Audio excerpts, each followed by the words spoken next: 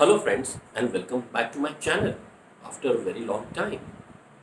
और फ्रेंड्स, आज का टाइटल आपने देख लिया होगा, brain train, train your child's brain.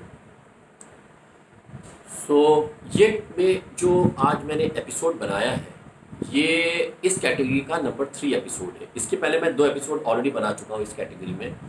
पहला एपिसोड था मेरा how to cultivate your child's intelligence part 1 और दूसरा था how to cultivate your child's intelligence part 2।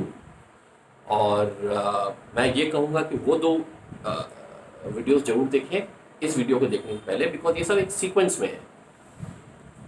और आज का जो मैंने वीडियो बनाया है, इसके पीछे एक बैकग्राउंड है और एक स्टोरी है। तो मैं आपको वो स्टोरी बता देता हूँ, बिकॉज इससे आपको ये कंसेप्ट समझने में आसानी पड़ेगी। तो स्टोरी कुछ ऐसे है। मेरे एक कलीग हैं जो मेरे साथ काफ़ी ट्रैवल करते हैं। वी ट्रैवल फॉर वर्क, हम लोग बाहर जाते हैं। और हम दोनों की आदत ऐसी है कि हम दोनों अपने फ्री टाइम में बुक्स पढ़ते हैं। और बुक्स पढ़ते करते कभी कभी हम लोग के बीच में डिस्कशन भी हो जाता है। और मैंने ये ऑब्ज़र्व किया कि जब भी मैं उनके साथ डिस्कशन करता हूँ तो वो बहुत सारे फैक्ट्स कोट करते हैं, बहुत सारी एनालिसिस कोट करते हैं, बहुत सारे इंस्टेंसेस कोट करते हैं और बहुत ही स्ट्रॉन्ग आर्ग्यूमेंट रखते हैं अपने इस मेथड से।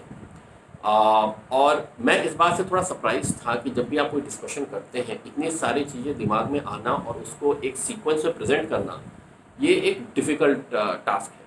और कोई जब इस तरह से कर रहा है तो मेरे जानने की एक मेरा इंटरेस्ट जगा कि क्यों ना मैं इनसे पूछूं कि आखिर ये सब कैसे कर लेते हैं अपने डिस्कशन में। तो मैंने उनसे ये सवाल किया कि आखिर इतने सारे फैक्ट्स, इतने सारे इंस्टेंसेस, इतनी सारी एनालिसिस एक पर्टिकुलर टॉपिक पे आप कैसे सीक्वेंस करते हो अपने ब्रेन में और कैसे इसको पुटअप करते हो। तो उन्होंने मुझे 2 चीज़ बोली। उन्होंने कहा मैं 2 चीज़ करता हूँ। एक पहला स्टेप है फ्लो ऑफ थॉट और दूसरा स्टेप है कन्वर्जेंस ऑफ थॉट। मैं इन 2 स्टेप्स को यूज़ करता हूँ जब भी कोई डिस्कशन करना हो किसी के साथ या किसी भी फोरम में। अब ये 2 चीज़ जो थी, ये मेरे को समझना बहुत ज़रूरी था, क्योंकि मैं भी इसको अपने डिस्कशंस में यूज़ करना चाहता था।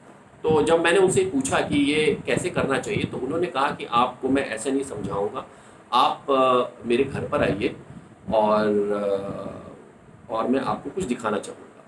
तो उन्होंने मुझे संडे को अपने घर पे बुलाया और मैं शाम को, और मैं जैसा उन्होंने बोला मैं उस टाइम पे पहुँच गया। जब मैं उनके घर में पहुँचा तो वो मुझे एक रूम में ले गए और वो रूम उन्होंने थोड़ा सा खोला। उन्होंने कहा आप यहाँ 15-20 मिनट खड़े रहिए और ऑब्जर्व करिए। वो रूम उनके बच्चों का स्टडी रूम था। उनके 2 बच्चे हैं, लड़की 10th में है और लड़का 6th में है। और उन्होंने मुझसे कहा कि आप कुछ बोलिएगा नहीं, वरना बच्चे डिस्टर्ब हो जाएंगे, सिर्फ ऑब्जर्व करिए और उसके बाद हम लोग मिलते हैं 20 मिनट बाद बाहर ड्राइंग रूम में। तो मैं ऑब्जर्व करता रहा। ऑब्जर्वेशन के बाद मैं 20 मिनट बाद मैं अपने फ्रेंड के, अपने कलीग के पास गया। उनसे बोला कि हाँ मैंने ऑब्जर्वेशन कर लिया। तो उन्होंने बोला आपने क्या देखा? तो मैंने बोला मैंने एक पर्टिकुलर पैटर्न देखा है दोनों बच्चों के। शायद वो लोग अलग अलग सब्जेक्ट्स पढ़ रहे थे। बेटा शायद मैथ्स पढ़ रहा था और लड़की कुछ इंग्लिश का सब्जेक्ट पढ़ रही थी, शायद लिटरेचर। और लेकिन इनका पैटर्न स्टडी का एक ही जैसा था। और पैटर्न ये था कि उनके लेफ्ट हैंड साइड पे एक बुक रखी थी और राइट हैंड साइड पे वो लोग कुछ लिख रहे थे और कुछ डायग्राम्स बना रहे थे साथ में। और इसमें एक पैटर्न और था कि हर एक 2 या 3 पन्ने के बाद वो ये लिखना शुरू करते थे, या तो टेक्स्ट फॉर्म में या डायग्राम बनाना शुरू करते थे। एंड ये कंसिस्टेंट पैटर्न था, चाहे बेटा हो चाहे बेटी, हालांकि दोनों के डिफरेंट सब्जेक्ट्स पढ़ रहे थे उस टाइम पर। तो उन्होंने वो मुझे देख के मुस्कुराए और फिर उन्होंने अपना एक A4 शीट उठाया और एक हार्डबोर्ड उठाया और फिर मुझे वो एक फ्रेमवर्क समझाने लगे। और ये फ्रेमवर्क कुछ इस प्रकार से था।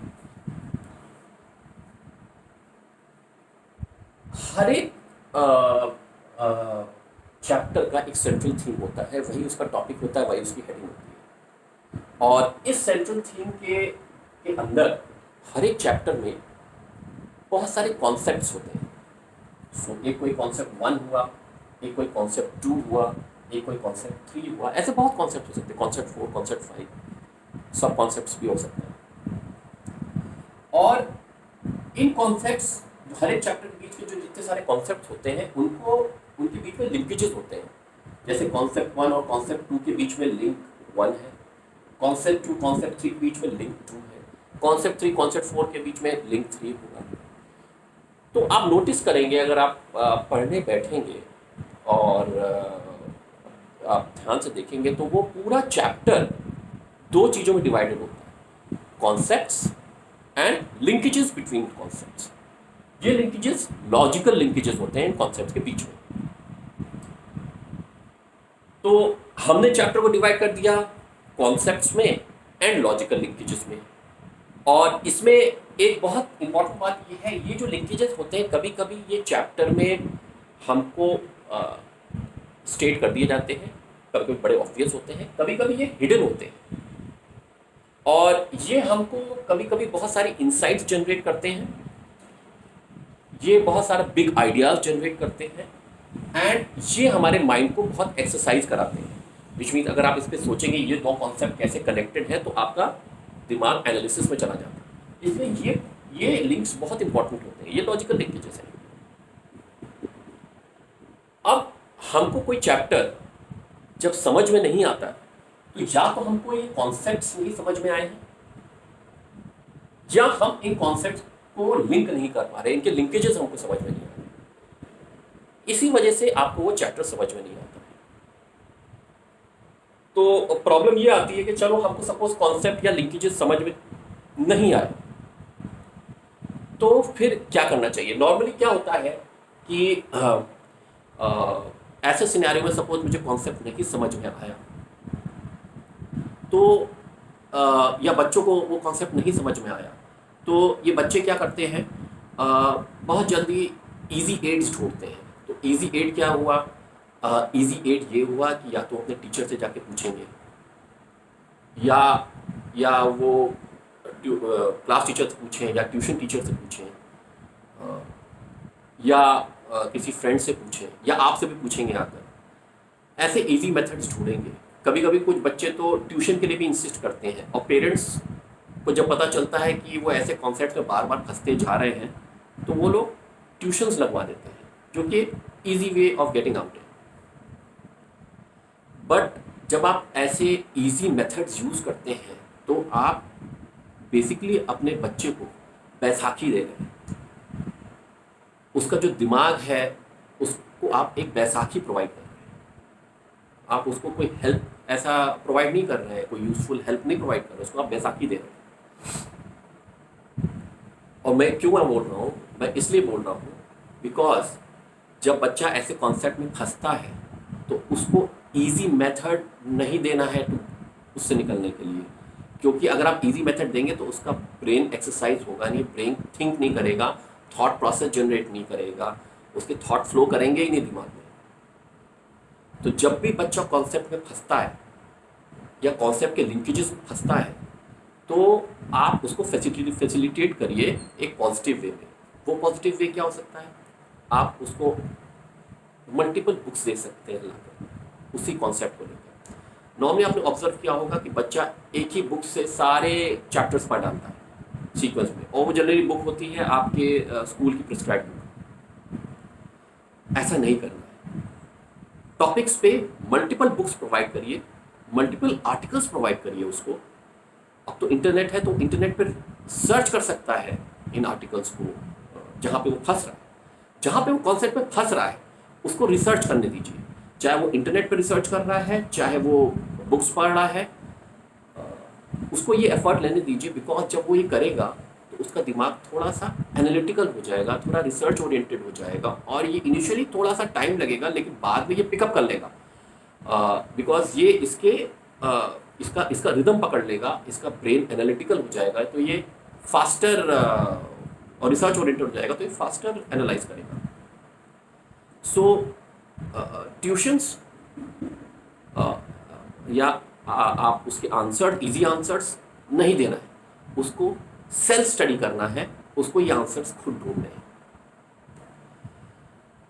हमारा जो ब्रेन है वो वर्क कैसे करता है, हमारी ये सेंसरी ऑर्गन्स हैं। तो जो हमारी आइज़ हैं, ईयर्स हैं, ये फैक्ट्स को पकड़ते हैं, फैक्ट्स को खींचते हैं और अपने ब्रेन में जाके ये प्रोसेसिंग चालू होता है और हमारे थॉट्स जनरेट होते हैं हमारे ब्रेन में। लेकिन ये थॉट जब जनरेट होते हैं तो हमारे दिमाग में मल्टीपल थॉट्स जनरेट होते हैं at any point of time. तो जितना हम फैक्ट्स को ऑब्जॉर्व करते हैं उतना ही थॉट जनरेट होते हैं हमारे दिमाग में। लेकिन थॉट का जो फ्लो है वो तब आता है जब आप लिखना शुरू करते हैं। अगर आप लिखेंगे नहीं तो थॉट्स तो आपके दिमाग में बहुत रहेंगे, उनके बीच में कनेक्शंस इजी नहीं आएगा, फ्लो नहीं आएगा। सो ये जो लिंक है, अगर इनको हमको अच्छी तरह समझना है कंसेप्ट के लिए, इसलिए लिखना बहुत ज़रूरी है। एक कॉन्सेप्ट पढ़िए, उसको लिखिए, दूसरा कॉन्सेप्ट पढ़िए, उसको लिखिए, और उनके बीच के लिंकेजेस एस्टैब्लिश करिए लिखकर कि ये दोनों कॉन्सेप्ट कैसे कनेक्टेड है। और ये बहुत इंपॉर्टेंट है। फॉर इंस्टेंस एक बहुत मैं इजी सा एग्जांपल लेता हूँ। अगर मैं मैथमेटिक्स में बात करूँ वेक्टर्स, तो वेक्टर के कॉन्सेप्ट 1 में मैं बात करूँगा वेक्टर क्या है, उसकी प्रॉपर्टीज क्या है। कॉन्सेप्ट 2 में वेक्टर ऑपरेशंस की बात करूँगा कि उसके वेक्टर ऑपरेशंस जो मैं बात कर रहा हूँ उसका मैथमेटिकल इंटरप्रिटेशन क्या है, उसका फिजिकल इंटरप्रिटेशन क्या है। वेक्टर्स का मैथमेटिकल इंटरप्रिटेशन क्या है, फिजिकल इंटरप्रिटेशन क्या है, और इन दोनों के बीच में इन ऑपरेशंस, वेक्टर ऑपरेशंस और वेक्टर को कौन सा कनेक्ट करता है, इसके ऑपरेटर्स। ये लिंक जो है वो ऑपरेटर्स है। इसलिए ऑपरेटर्स को समझना बहुत इंपॉर्टेंट है, उसका मैथमेटिकल सिग्निफिकेंस और फिजिकल सिग्निफिकेंस दोनों समझना बहुत इंपॉर्टेंट है। अगर मेरे को वेक्टर के मैथमेटिकल और फिजिकल सिग्निफिकेंस समझ में आ गया, ऑपरेटर्स का मैथमेटिकल और फिजिकल सिग्निफिकेंस समझ में आ गया, तो मैथमेटिकल ऑपरेशंस यानी वेक्टर ऑपरेशंस को हम बहुत आसानी से मैथमेटिकल इंटरप्रिटेशन ले सकते हैं और फिजिकल इंटरप्रिटेशन ले सकते हैं। सिमिलरली अगर आप लिटरेचर की बात करें, सपोज आप कोई लिटरेचर पढ़ रहे हैं और उस लिटरेचर में कोई आप स्टोरी पढ़ रहे हैं, कोई चैप्टर पढ़ रहे हैं, तो आप उसमें देखेंगे कॉन्सेप्ट्स की जगह वहाँ पे इवेंट्स होंगे पूरे चैप्टर में, राइट। तो वो इवेंट्स को समझना है और उन इवेंट्स के बीच में लिंकेजेस होगा, उन लिंकेजेस को समझना है, तो आपको स्टोरी पूरी समझ में आएगी वहाँ पर, और आप स्टोरी को समराइज भी कर सकते हैं। सो ये कॉन्सेप्ट्स पढ़ना, इवेंट्स पढ़ना, उनके लिंकेजेस को पढ़ना और उसको समराइज करना अगर आपने कर लिया, then you have fully understood the concept and the associated linkages. अब इशू क्या आता है? इशू ये आता है कि हमको ये कैसे पता, या कि जो बच्चा है वो ये पूरा कॉन्सेप्ट अच्छी तरह, सारे कॉन्सेप्ट समझ लिए उसने, अच्छी तरह लिंकेज समझ लिए हैं, और इज ओके। बिकॉज कभी कभी बच्चे को भी लग सकता है हाँ मैंने तो सब समझ लिया, I am ready for exams या टेस्ट और व्हाटएवर इसके लिए। तो इसका मैं एनालॉजी लेता हूँ। आपको अगर कोई पाइप दी जाए और उसमें छेद हो, तो वो आपको वो जल्दी समझ, और वो छेद इतने माइन्यूट हो कि आपको शायद आँख से दिखे ही नहीं, तो आप उसको टेस्ट कैसे करते हैं? वो आप टेस्ट कैसे करेंगे? आप पानी उसमें छोड़ेंगे तो आपको लीकेजेस जगह जगह नजर आएंगे। ठीक इसी तरह बच्चे के थॉट प्रोसेस के जो लीकेजेस हैं, ये हमको जानना बहुत ज़रूरी है। और इसके लिए क्या कराना पड़ेगा? बच्चे के थॉट जो प्रोसेस है, उसके थॉट्स हैं, उनको फ्लो कराना पड़ेगा। जब बच्चों के थॉट्स को आप फ्लो कराएंगे तो आपको लीकेजेस नजर आएंगे। अभी थॉट को कैसे आप फ्लो कराएंगे? जब आपका बच्चा कॉन्सेप्ट्स और लिंकेजेस के साथ रेडी हो जाए अपने चैप्टर के, based on his own research, on his own analysis, no aids, तो उस बच्चे को आप बोलिए कि वो आपको प्रेजेंटेशन देंगे। यानी प्रेजेंटेशन का मतलब ये नहीं कि पावर पॉइंट बनाए, और इतने छोटे बच्चे पावर पॉइंट तो बना भी नहीं सकते। अगर मैं second, third, fourth, fifth step की बात करूँ, वो पावर पॉइंट बना भी नहीं सकते। सो उन सब एग्जॉटिक चीज़ों में मत जाइए।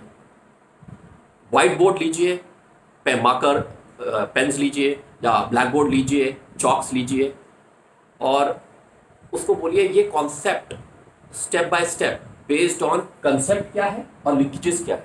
उसको पूछिए कंसेप्ट बताओ और उनके बीच का लिंकेजेस बताओ डायग्रामेटिकली। ऑल्सो लिखिए कैन यूज टेक्स्ट, बट अगर ज़्यादा डायग्राम्स हो तो बेटर रहेगा। तो ये लिंकेजेस और कॉन्सेप्ट वो बताए इन सीक्वेंस एक बोर्ड पे, वो आपको प्रेजेंट करें। जहां पे बच्चा अटकेगा वहां पे आप समझ लीजिए क्या है। तो जब भी बच्चा अटकेगा तो दो तीन चीज होंगी। जब वो अटकेगा तो वो थोड़ी देर पॉज ले लेगा, थोड़ा सोचेगा, और ऐसा हो सकता है वो जंप कर जाए, यानी जो कॉन्सेप्ट एक्सप्लेन कर रहा है वहां से वो दूसरे कॉन्सेप्ट में इमीडिएटली चला जाए। आप समझ लीजिए वहां पर ब्रेक है, वहां पे उसको समझ में नहीं आया। दूसरा क्या हो सकता है, वो कॉन्सेप्शन करते वहां पे परमानेंटली पॉज हो जाए, यानी वो आगे बढ़ ही ना पाए। इसके मतलब कि वहीं तक उसको समझ में, आगे उसको समझ में ही नहीं आया। मे बी उसको कॉन्सेप्ट टू समझ में आया, लेकिन लिंक उसका शायद गायब है, बट वहां पे वो अटका है। ऐसे इंटरैक्शंस, ऐसे स्लैक्स, ऐसे पॉजेस उसको नोट करिए। बच्चे को भी पता चलेगा, उसको सेल्फ अवेयरनेस हो जाएगी कि अरे मैं अटक गया, मेरे को आ नहीं रहा है। ठीक है, आपको भी पता चल जाएगा किन किन पॉइंट्स पे स्लैक आया है। राइट, उसको बोलिए वापस जाके रिविजिट करेगा, रिसर्च करेगा, वापस प्रिपेयर करेगा और समझेगा इन गैप्स को, और वापस आके प्रेजेंटेशन देगा। ये एक इटरेटिव प्रोसेस है और इसमें थोड़ा पेशेंस भी रखना होता है और थोड़ा टाइम भी लगता है। तो बट ये जो अगर आप करेंगे तो आपका बच्चा काफ़ी एनालिटिकल हो जाएगा, उसका दिमाग काफ़ी रिसर्च ओरिएंटेड हो जाएगा, और अगर ये एक बार प्रैक्टिस में उसके आ गया तो उसकी थिंकिंग वाइडन हो जाएगी और फिर उसको किसी एड की ज़रूरत भी नहीं पड़ेगी। इनफैक्ट अगर आप नोट करेंगे कि इस टाइप के बच्चे जो डेवलप होते हैं, ये जब हायर लेवल एग्जाम्स भी देने जाते हैं, चाहे वो इंजीनियरिंग एग्जाम्स हो, सब वहाँ पे भी उनको कोचिंग की ज़रूरत नहीं पड़ेगी, because they are self sufficient. उनको खुद मालूम है कैसे एनालिसिस करनी है और वो सेल्फ स्टडी कर सकते हैं। इसलिए सेल्फ स्टडी बहुत इंपॉर्टेंट है विद दिस कॉन्सेप्ट। मैं जो पेरेंट्स ये वीडियो देख रहे हैं, मैं उनसे ये बोलना चाहूँगा कि जब बच्चे छोटे होते हैं, फर्स्ट सेकंड थर्ड में होते हैं, आप लोग उनका ट्यूशन्स लगवा देते हैं। मैं फिर से बोलूँगा, वो ट्यूशन एक बैसाखी है जो आप उसको देते हैं, बिकॉज वहीं पे उसका दिमाग क्लोज हो जाता है। वो इमीडिएटली ट्यूशन्स को यूज़ करेगा, लोगों से, टीचर से पूछेगा, सॉल्व करेगा, टीचर को, और क्या होगा, उसको ये आदत लग जाएगी और वो ज़िंदगी भरी ट्यूशन ढूंढेगा। वो जब 10th में आएगा तो भी ट्यूशन ढूंढेगा, 12th में आएगा तो भी ट्यूशन ढूंढेगा, इंजीनियरिंग एग्जाम होगा तो भी ट्यूशन करेगा, आगे यूपीएससी, सिविल सर्विस, मैनेजमेंट, कुछ भी हो वहाँ पे वो ट्यूशन, कोचिंग, यही सब ढूंढेगा, कोचिंग ही ढूंढेगा वो पूरी टाइम, बिकॉज वो अपने पे ही इज नॉट इंडिपेंडेंट, अपनी उसकी अपनी सोच है ही नहीं, वो दूसरे की सोच को टैप कर रहा है। ऐसे बच्चे जो है, इनकी थिंकिंग लिमिट हो जाती है। और जो बच्चे आगे साइंस में आगे करना चाहते हैं, graduation, post graduation, higher sciences में, उनके लिए तो बिल्कुल एप्लीकेबल नहीं है, बिकॉज जब वो उस लेवल पर पहुंचेंगे तो वहाँ उनको कोई कोचिंग या ट्यूशन थोड़ी ना मिलेगा कोई देने वाला, वो तो उनको खुद ही करना पड़ेगा, खुद सेल्फ स्टडी करनी पड़ेगी, खुद ही रिसर्च करना पड़ेगा। सो इसको ध्यान रखें, ट्यूशन्स ना लगाएं, सेकंड, थर्ड, फोर्थ क्लास के बच्चों को ट्यूशन्स ना लगवाएं, सारा इशू वहीं से ही चालू होता है। उनको प्रैक्टिस कराएं, self study is very important. और मैं ये स्ट्रेस कर रहा हूँ बार बार, आप ऐसा ना करें, आप ये इस टाइप के फ्रेमवर्क को फॉलो करें। तो ये जो मेरे कलीग हैं, ये बच्चों से प्रेजेंटेशन कराते हैं अपने, इनके बच्चे ट्यूशन या कोचिंग नहीं करते हैं, इनके बच्चे जो है प्रेजेंटेशन देते हैं और उसी को ही वापस जाके जो गैप्स होते हैं फिल करके वापस आते हैं। जब ये आप मेथड फॉलो करेंगे तो आप देखेंगे बच्चा अपने सब्जेक्ट्स में ही स्ट्रांग नहीं हुआ है, बल्कि कुछ एक्स्ट्रा करिकुलर्स में भी बहुत स्ट्रांग हो गया है, जैसे डिबेट्स, एलोक्यूशंस। क्योंकि क्या होता है, इस टाइप के बच्चे जो डेवलप होते हैं, जिनका स्ट्रांग थॉट प्रोसेस हो जाता है, ये अपने आर्टिकल्स, अपने थॉट नोट्स, अपने डिबेट के टॉपिक खुद ही प्रिपेयर करते हैं, खुद ही लिखते हैं, क्योंकि इनको फ्लो मालूम है कैसे करना है, इनको मालूम है कैसे लिंकेजेस एस्टैब्लिश करना है, और ये बहुत फ्लुएंट हो जाते हैं, बोलने में भी बहुत फ्लुएंट होते हैं, बिकॉज इनका थॉट प्रोसेस क्लियर है, थॉट फ्लो कर रहा है, and they do pretty well. They can become content writers, they can become good जैसे इन डिबेट्स, एलोक्यूशंस, इस टाइप की चीज़ें वो कर सकते हैं। तो इसको ज़रूर करें, इस फ्रेमवर्क को ज़रूर फॉलो करें, कॉन्सेप्ट्स एंड लिंकेजेस को डिवाइड करें, उनको लिखने को कहें, और जैसे जैसे लिखेगा उनका थॉट प्रोसेस स्ट्रांग होता जाएगा, and they will do well. ये स्टार्ट करें, उनको बचपन से ये आदत लगाएं, प्रैक्टिस कराएं। Say no to tuitions and say no to coaching. Self study, analytical brain, research oriented individual, उसको डेवलप करें।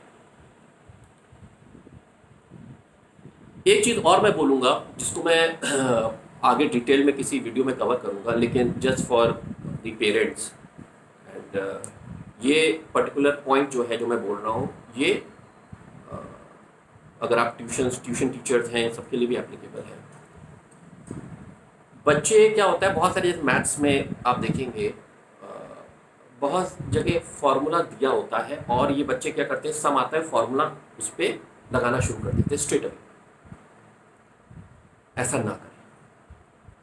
वो फॉर्मूला जो पर्टिकुलर चैप्टर में है, वो फॉर्मूला कैसे डिराइव होकर आया है उसको जरूर एक्सप्लेन करें। फॉर एग्जाम्पल, एक बहुत सिंपल फॉर्मूला है, sine square theta plus cos square theta equal to 1।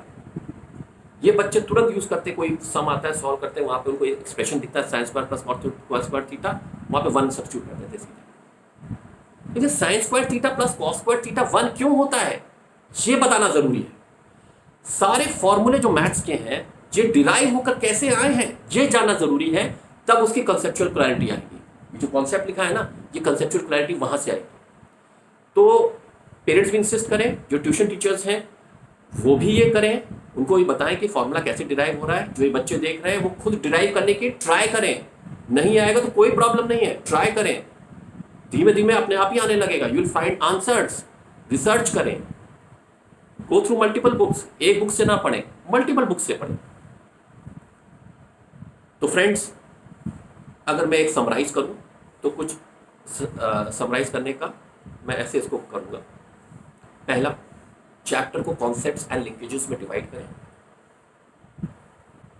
इसको जब चैप्टर पढ़ रहे हैं तो इसको, इन कॉन्सेप्ट और लिंकेजेस को लिखें, लिखते चलें, इसको भी समराइज करें। प्रेजेंटेशंस दें, उसमें जो गैप्स आएगा उसको देखें, वापस जाके रिसर्च करें, मल्टीपल बुक्स कंसल्ट करें, इंटरनेट पर सर्च करें, जो गैप्स हैं उनको वापस प्रेजेंटेशन दें और गैप्स क्लोज करें। और पेरेंट्स के लिए कि सेकंड थर्ड के बच्चों को ट्यूशन्स ना कराएं, किसी को भी ट्यूशन ना कराएं। इवन हायर जो लोग बच्चे इंजीनियरिंग पढ़ रहे हैं, सेल्फ स्टडी पे कॉन्सेंट्रेट करें, कोचिंग थोड़ा कम रखें। बिकॉज जितना आप कोचिंग पढ़ते हैं उतना ही टाइम आपका आना जाना और वहाँ पर उतना टाइम स्पेंड करना, आपको लगता है कि आपने बहुत कुछ समझ लिया, एक्चुअली कुछ समझा नहीं है। सेल्फ स्टडी से ही आप समझ सकते हो। It is very important. एक क्वेश्चन, अच्छा, ये जो मैं आपको बता रहा हूँ, ये मैंने फ्रेमवर्क बताया है, ये दो चीज़ों से मिलके मैंने बनाया है। पहला, हम लोग का अपना एक्सपीरियंस। दूसरा, एक रिचर्ड फाइनमैन करके एक फिजिसिस्ट थे। He suppose to be once एक stalwart in the area of quantum science. He was very good at this. उनके फाइनमैन लर्निंग टेक्निक थी, उसके कुछ एलिमेंट्स मैंने यहाँ पर मिक्स किए हुए हैं। और रिचर्ड फाइनमैन का मानना ये था कि उनसे जब पूछा गया तो उन्होंने एक जवाब दिया। उन्होंने कहा कि कोई भी, देयर इज नोबडी, ये कोई ऐसा मिरेकल आदमी नहीं होता है।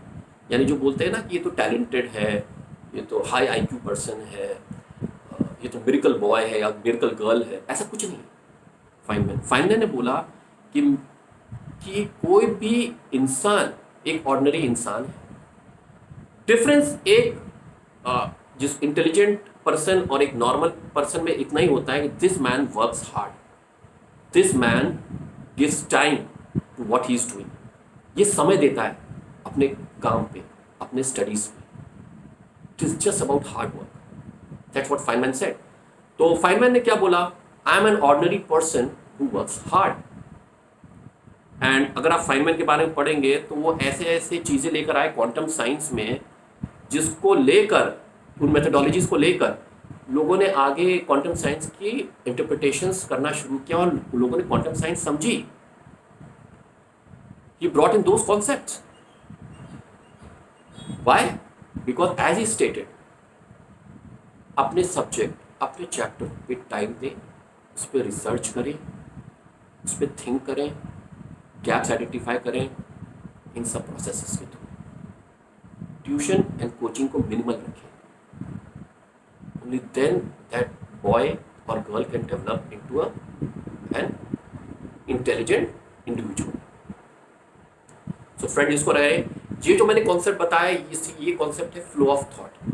कन्वर्जेंस ऑफ थॉट मैं आपको एक दूसरे एपिसोड में कवर करके बताऊंगा। So hope you like my video. अगर आपको मेरा वीडियो पसंद आया है और ऐसे और वीडियोस देखना चाहें तो please do like, subscribe my channel, and I will see you in the next episode. Thanks and good bye.